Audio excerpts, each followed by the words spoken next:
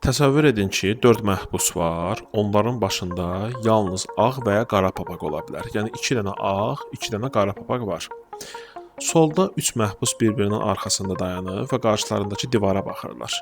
Onlar öz papaqlarını görə bilmirlər, amma qarşılarında olan məhbusların papaqlarını görə bilirlər. Yəni onlar nə sağa, sola və ya arxaya baxa bilməzlər. Yalnız və yalnız ön tərəfə baxırlar. Və sağ tərəfdəki 4-cü məhbus da tək dayanıb, o da qarşısındakı divara baxır və bunların arasında bir arakəsmə divar var. Və məhbuslara belə bir şans verilir. Kim əgər bir cəhdə öz başındakı papağın rəngini düz desə, o məhbus azad ediləcək. Yalnız bir seçim haqqı var, bir söz haqqı var. Və yanlış cavab versə, ağır cəzalanacaq. Və bu 4 məhbusdan hər hansı biri əgər düzgün məntiq işlətsə, öz başındakı papağın rəngini müəyyən yollarla ayırd edə bilər və azad ola bilər. Və belə də olur. Bu 4 məhbusdan biri həqiqətən də məntiq işlədərək öz başındakı papağı bilir və azad olur. Sizin fikrinizdə birinci videonu özünüz durdurun və saxlayın və başlayın fikirləşməyə. Bu bir məntiqi sualdır. Sizcə birinci, ikinci, üçüncü, yoxsa dördüncü məhbus öz başındakı papağın rəngini doğru deyib?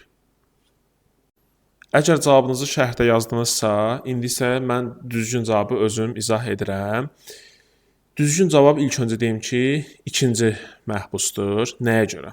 Çünki, baxın, sükut baş verir, heç kim səsini çıxartmır. Çünki bu dördüncü məhbus ümumiyyətlə bunları görmür. Yəni, bunun ümumiyyətlə düzgün demə ehtimalı çox azdır. Yəni, məntiqi bir fikir deyə bilmir.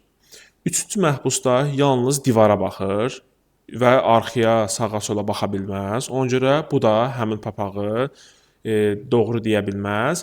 Bəs birinci məhbus öz qarşısında 2 dənə məhbusun, birinin ağ, birinin qara olduğunu görür.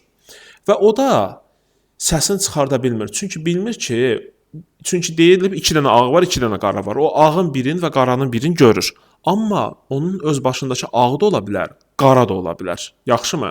Ona görə bu da heç bir fikir deyə bilmir. Amma ikinci məhbus birinci məhbusun sükutundan istifadə edərək o fikirləşir ki, əgər birincinin qabağında 2 dənə ağ papaq olsaydı, bu fərz edib 2 dənə ağ papaq olsaydı, o avtomatik biləcəkdi ki, öz başındakı qara papaqdır və tez deyəcəkdi ki, hə, mənim başımdakı papaq qaradır və azad olacaqdı. Yox, əgər o qarşısında 2 dənə qara papaq görsəydi, biləcəkdi ki, yerdə qalan 2 ağdan biri də bunun papağındadır, bunun başındadır və yenə də deyib azad olacaqdı. Və ikinci məhbus çox gözəl məntiqi bir fikirlər sürür, bilir ki, o qarşısındakı birinci məhbus qarşısındakı 2 məhkumu fərqli rəngli papaqlarda görür. Ona görə də o fikirləşir ki, bu da öz qarşısındakını görür, qaradır. Əgər fərqlidirsə, deməli öz başındakı da ağdır və dərhal bunu məntiqi mühakiməsini deyir, əsaslandırır və həqiqətən də azad olur. Əgər siz də düzgün tapdınızsa, deməli bu suala məntiqi bir fikir yürüdə bilibsiniz. Təşəkkür.